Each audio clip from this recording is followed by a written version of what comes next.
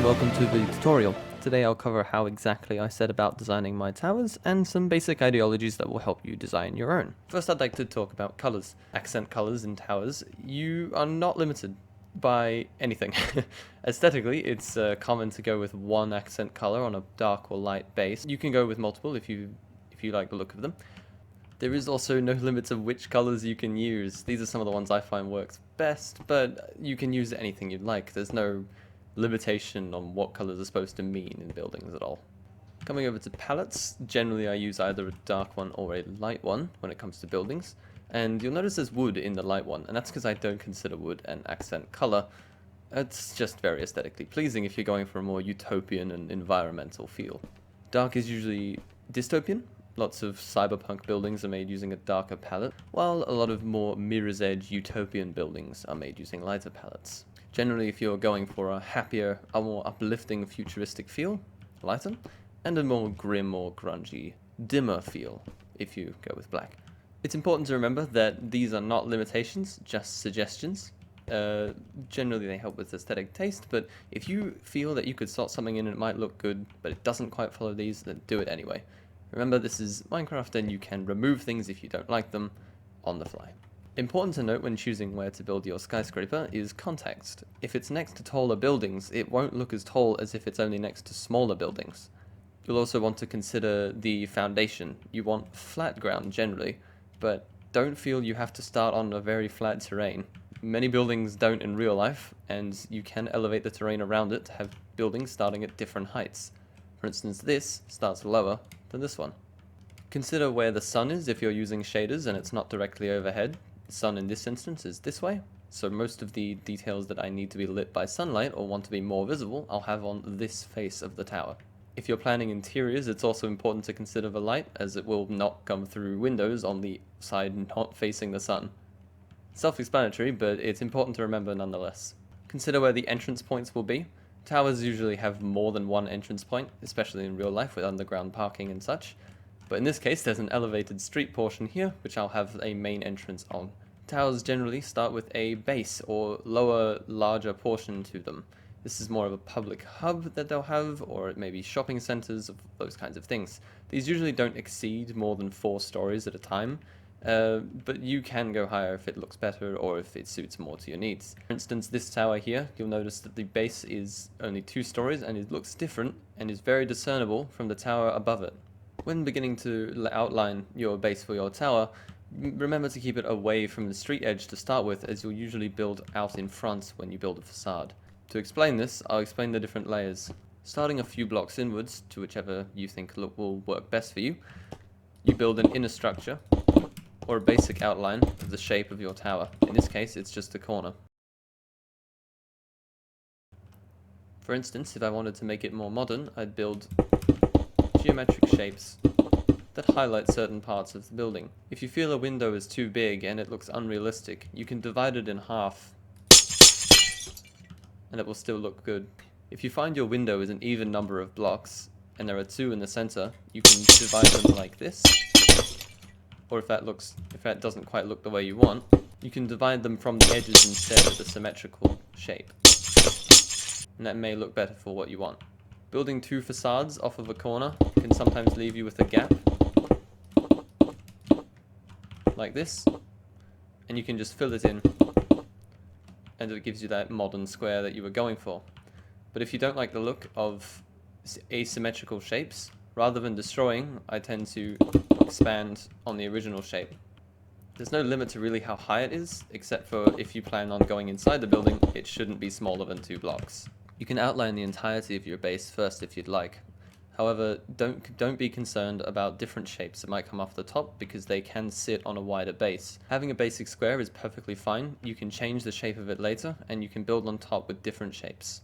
Having a simple square with a different shaped tower also helps to discern the base between the rest of the tower. I tend to use glass panes when it comes to smaller areas, as it adds more depth, and you can tell the difference in depth here, opposed to glass blocks, which may just look like part of the wall. However, glass blocks aren't completely faulted, because you can still make it an overhang, but more exaggerated by building around the outside of the glass blocks. However, this is better used from further away and for bigger pieces. so the overlay is more pronounced. Creating a smaller entranceway that leads into a bigger room can make the room inside feel bigger. It also works well or better if you have light. Natural light works best. Of course, you will note that if you have a building on top of this part, there will be no more light, so side windows in the walls also work well. A common mistake you'll see when people try to design towers initially is they always go a bit smaller than they anticipate. Don't be afraid to build as long as you'd like on either side or any side of the tower. This, for instance, is 40 by 41 blocks. Having a much wider base allows you to have more play with the options you have later. The tower on top of the base doesn't actually have to end up being as wide as the base itself.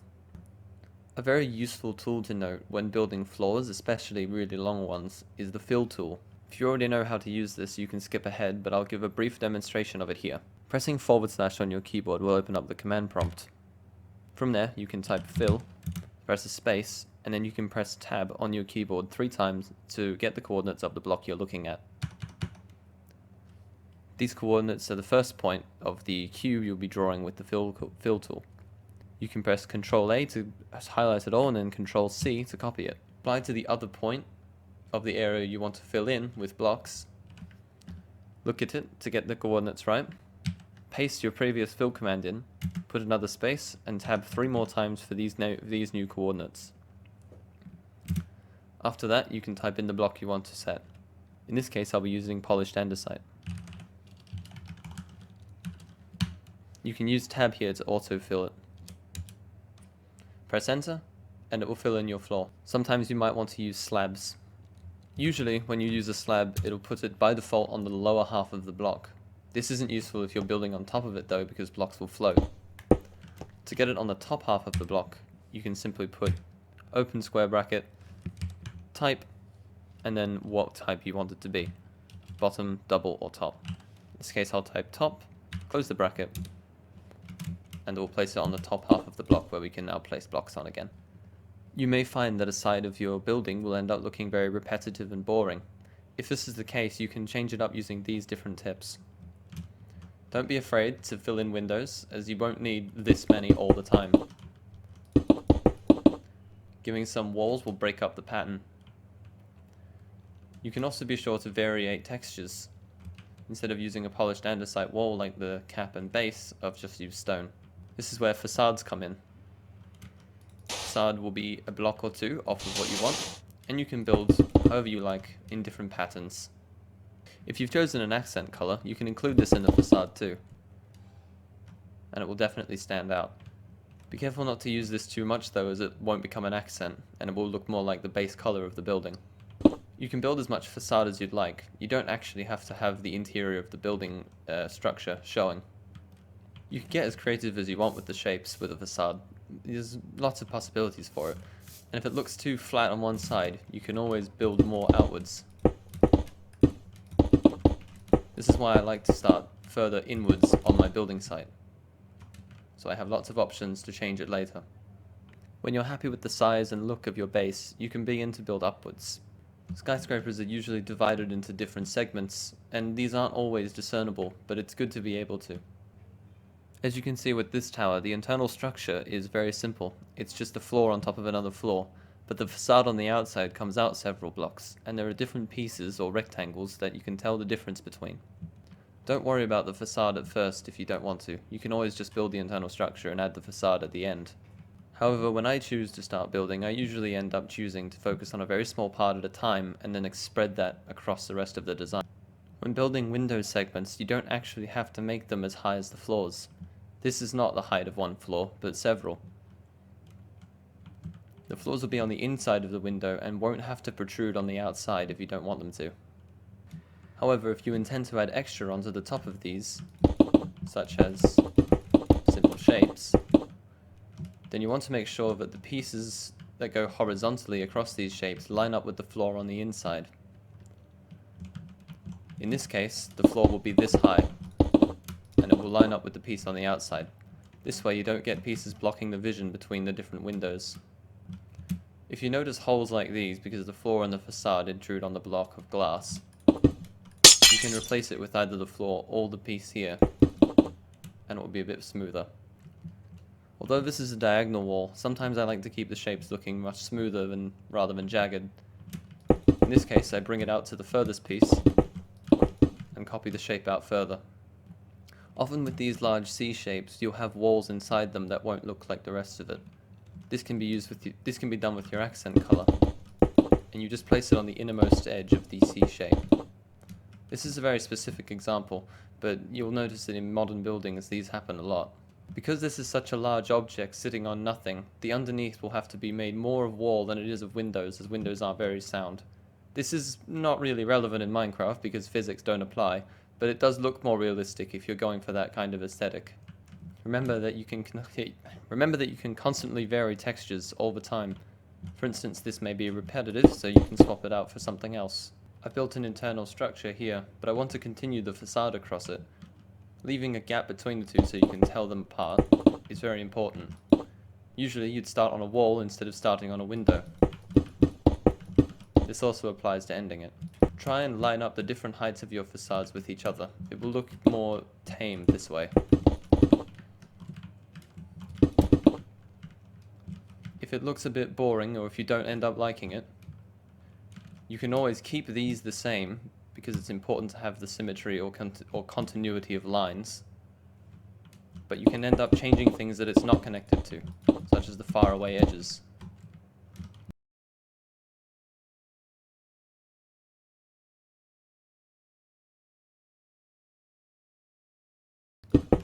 This would be a bad example of what I'm talking about, as this line doesn't link with this one, and it looks a bit all over the place, although it's not the worst example.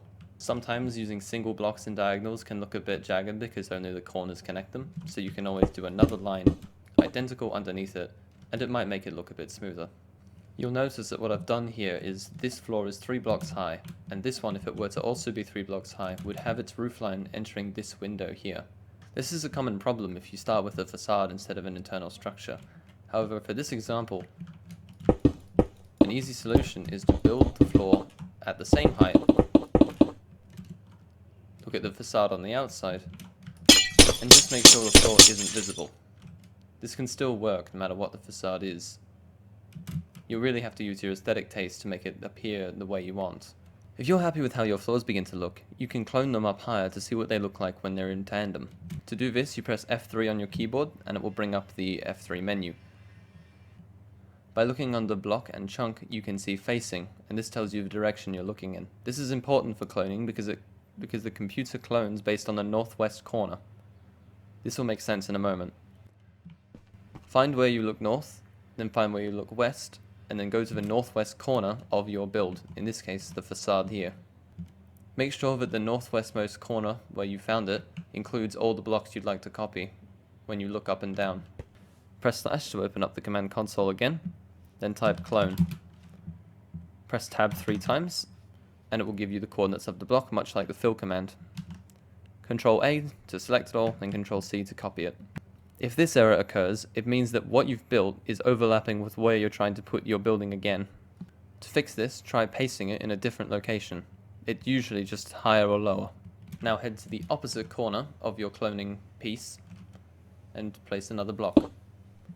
Make sure it's not higher or you'll have a gap when you paste it. Press slash to open up the command prompt again. Delete the existing slash, or you could just open chat, and then paste, and then press tab 3 times. Control A and Control C to copy the new sentence. This is very similar to the fill command, although you haven't told the computer where to paste it yet. Break the block when you finish using it if you don't want it to be cloned. Head back to the original northwest corner. The computer will paste this in the northwest corner. You want to head up and place another block where you'd like it to be pasted. Look at your new block, open up chat, paste the existing string you have, and put in the third set of coordinates that now you're looking at. This is where the computer will paste it. Press enter, and you'll see it puts it on top. If you don't like how they look in tandem, you can now edit them. In this instance, I'm going to connect the two most prominent outer facades together to create one that kind of links together. Having the same shape repeated twice if it's complex doesn't always look great. I'm going to connect these two together now.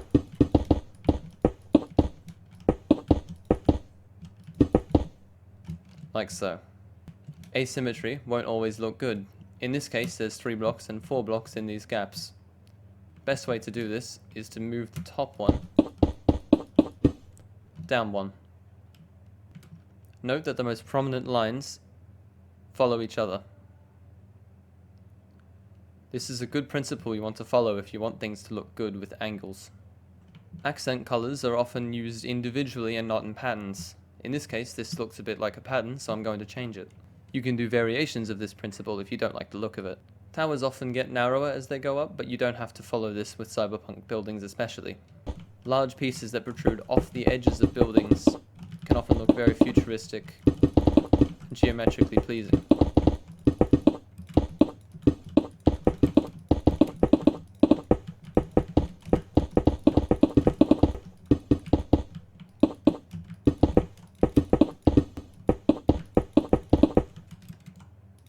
Don't be afraid to go as far as you like with these, it's really just what you like the look of best. Because this piece is so different from the rest of the facade, it might be in your best interest to use a different material to identify it better. In this case, I'm going to use cyan terracotta, as it's a slightly different shade of the existing color I'd like to use, which is a unity, but still is discernibly different. If you don't feel like changing the entire piece, you can just change the bits that look the most prominent to get an idea of what you're going for. If you're planning on using a defining feature for your tower, I'd usually put it around this area, in the second portion of your building. You can also alternatively put it at the very top, like a giant clock or something, I don't know. If you really wanted to push very hard how tall your tower will be, you can even go to 1 block differences in the floor lines. Because from a distance this won't actually be very noticeable. As you can see, from a distance it's harder to tell the difference in the spacing between the blocks. I was using this only to demonstrate to you the difference in these, but I kind of like the look of the rest of this being open glass, so I'm going to keep it. These large shapes are a perfect example of where to use glass blocks instead of glass panes, because it won't make much of a difference from a distance, that small gap. Don't worry about finding the exact right height you need to finish something on for its floors to meet up.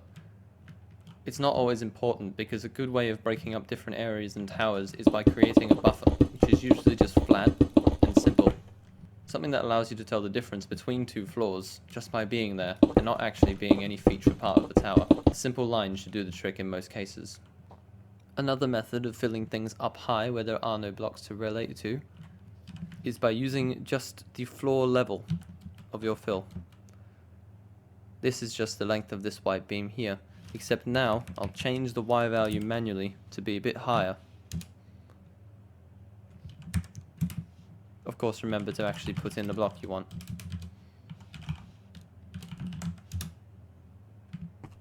Heading in this direction, I can see that the block is changing in the Z coordinate, in a positive direction. So I need to increase the Z positively in the distance I want it to be. And it repeats the pattern. Just because you're using a dark palette doesn't mean you can't use lighter colors as well. This is harder to make it look good, but it can still work. Also, don't be afraid to change what might look like a feature part of your building. Previously, I might have thought this looked good, but now I like the look of this bit. There's a lot of experimentation that goes into designing a tower, so don't feel afraid to always change it up.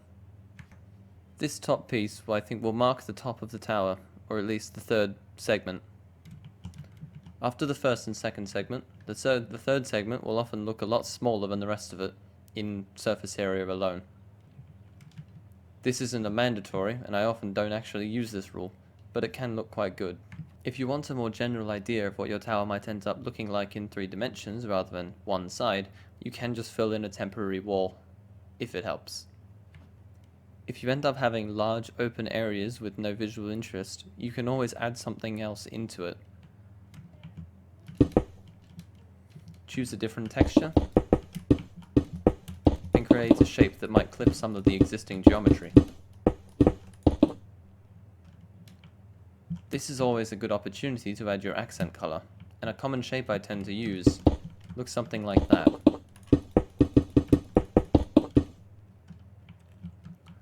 Lighting is also useful here. You could use it to highlight the shape.